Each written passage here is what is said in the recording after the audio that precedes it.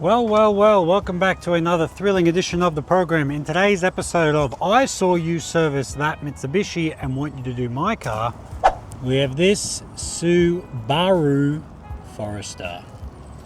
So, customer contacted me. He said, hey, I saw that video. Hey, I don't remember the last time I serviced my car, and hey, can you come and service my car? Do you want the basic service? Do you want the major service? What have you done? What haven't you done? Spark plugs, oil filter, fuel filter, air filter, cabin filter. Do you know any of these things? And as suspected, he did not know when they were done. Holy shit, what the f is going? Yo, what is going on? What is this? What's going on in here? It's like passion fruit or something. Should we just open that airbox right now and see what's going on? What's going on, ladies and gentlemen, with these vehicles? Let's do the usual, the cleanest stuff to the dirtiest stuff, and then we'll check the rest of the vehicle over. So let's begin.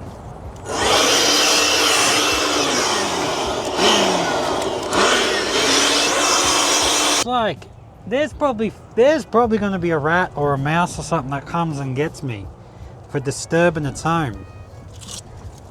All right, well, let's look in this airbox and see what's going on. So before we do the air filter, I normally clean the MAF. That's the current reading now. Let's see if it makes a difference if you clean it.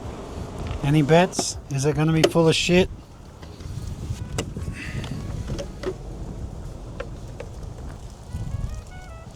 Oh, hey, far out, man. No good. We'll block this air intake and I'll quickly just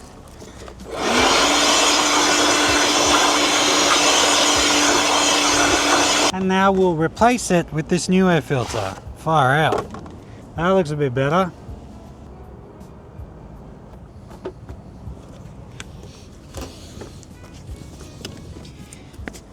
Now, as mentioned in some of my previous videos, I tend to clean this mass airflow sensor. And you saw the readings before, so let's see if it makes a difference.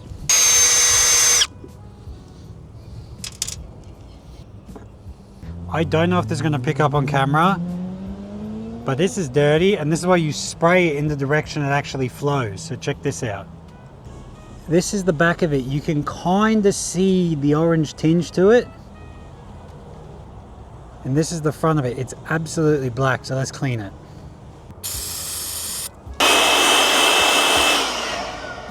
Much better. This is going to pick up, but you can see it's got some color back to it. And then we'll check the numbers. For science purposes, let's see if this has done anything. As you can see, we are much better, much more stable. Around that 4.5 mark. Alright, with that, let's do this cabin filter. I wonder if that's been changed. So these Subarus, at least this model, it is a bit strange to get these glove boxes out. Normally you just actually open glove box and drop the box down, then you can actually get access to the filter. With this, you have to pull the whole glove box compartment out like this.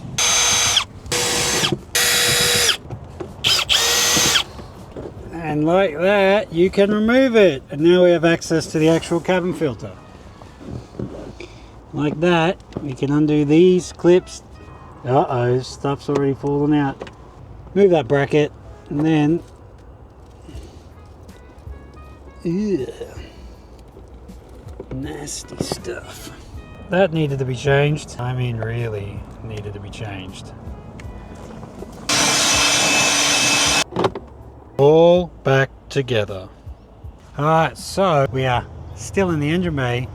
Subaru is doing you a favor, and me, and everyone else who works on them, because see that right there? Why do I sound so surprised? Because a lot of the time it's not like that.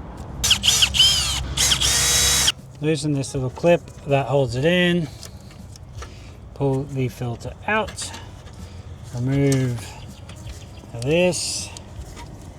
This has been changed. It says Ryko here at some point. So that's good. And of course, what part are we going to be replacing it with? Another Ryko. Splendid. just do the old, don't muck around, put it straight on to avoid contamination. Bang, one is on. Line that up there.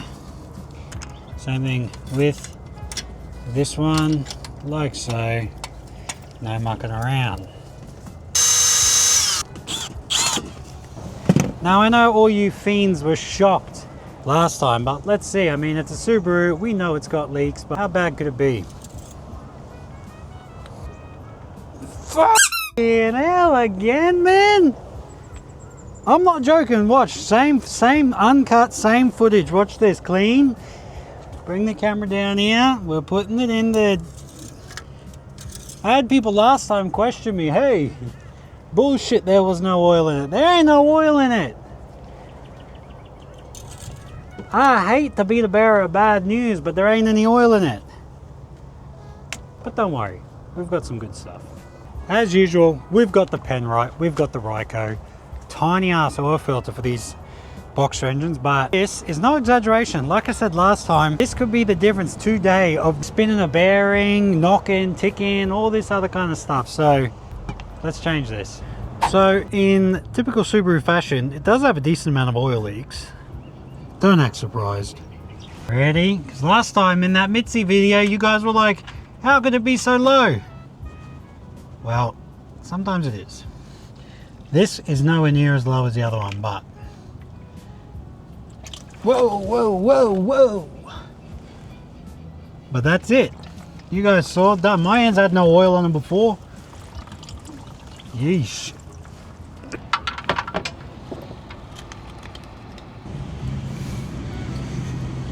There's the oil filter. So, I mean, it is tiny.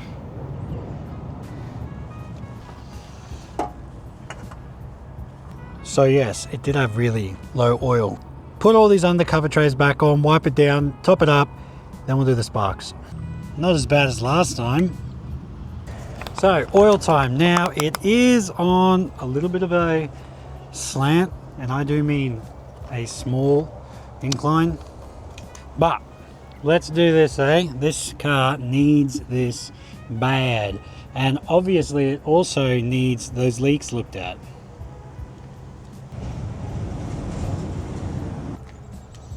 Alright, fire it up, then we'll check the level. Yes, we're not on flat ground like I mentioned before. When I go for the test drive, I'll pull up, double check, see what the oil level's like. But if it's pretty much close to full, we're safe.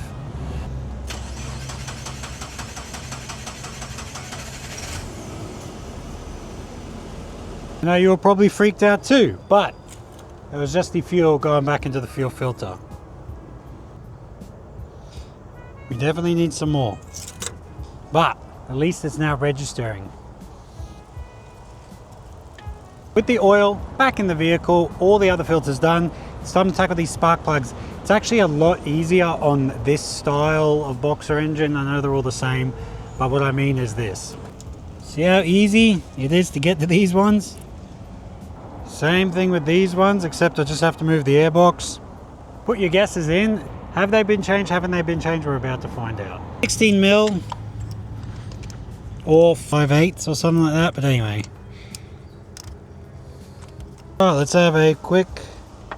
So I kind of thought about that. So when I was removing them, they weren't like wedged in there. On these Subarus, they seem to just get really stuck in there if they haven't been taken out in a while. This is what I was talking about in that last video. You can see there's nothing wrong with this spark plug. There's no yellow tinge around the porcelain. There's no issues with the tips being burnt. So we're not going to change them. Now that's why I said before, it's best to just check this stuff. Then people will say like, so then like, what do you do? Yeah, I just take this back. It's all right. It's all right. The customer saves some cash. I'm, believe it or not, gonna go back to the parts store at some point anyway. So if we don't have to change these and he can save some money or put it towards something else on the vehicle, like some oil leaks or fuel or something like this, we're gonna do that. So no spark plugs today. Also, that was a Bosch spark plug, and I also noticed that the leads look pretty new and they're also Bosch. Maybe I'm wrong, maybe it's just totally off the mark in their factory, but I don't think so. It looks like at some point someone changed the leads and the spark plugs at the same time. Checking front brake pads.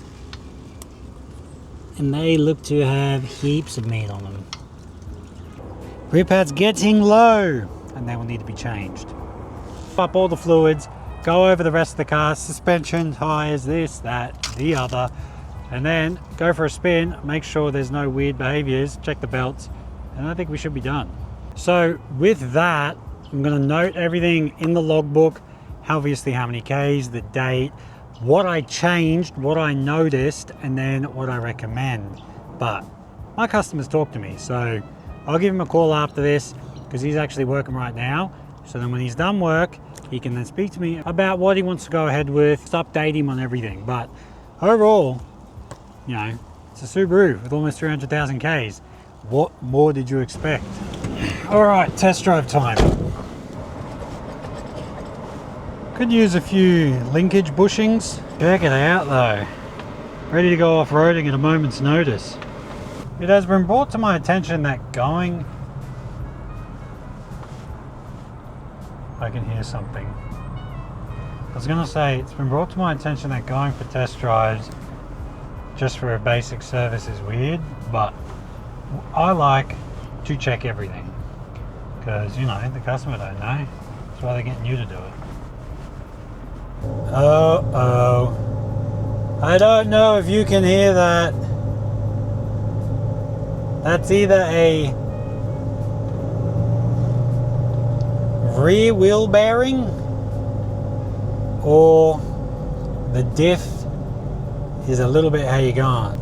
But it's got heaps of grunt still for that many kilometers. It's one of those situations where I'm just here to service the vehicle and let him know what I see, what I think is urgent, what I think he should keep an eye on, and what else is going good with the vehicle. And overall it's pretty sweet, other than like a bunch of oil leaks and it's kind of really old, and the shift linkage and the rear enders make it a bit of noise, and you can imagine a few of the bushings are a bit old. It does start, run, drive and stop, and it's safe, so that's the main thing. So he'll probably watch this video, so shout out to you, Finn. Thanks for letting me work on your car, but I need a couple of things at some point. But I definitely look at that rear end making that sound though. But anyway, that's pretty much it. Another video done. Might jack the car up after this and see where that sound is coming from, depending on how much time I've got. All right, but we are back, and that is the end of the video. Like, share, subscribe, check out the other stuff. If you want to get in contact with me, hit up this Facebook page here. If you want to email me in the link below. If you want to buy something from the store, I sell some stuff, jump down, hit the link below. And if you want to sign up to be a part of the members section of the channel, which essentially just supports the channel, but also there's a couple of little perks in there too. Hit the link down below, or look around the YouTube page area and you'll see the join button. Other than that, either way, thank you so much for your support, guys. I'll see you in the next one. Peace.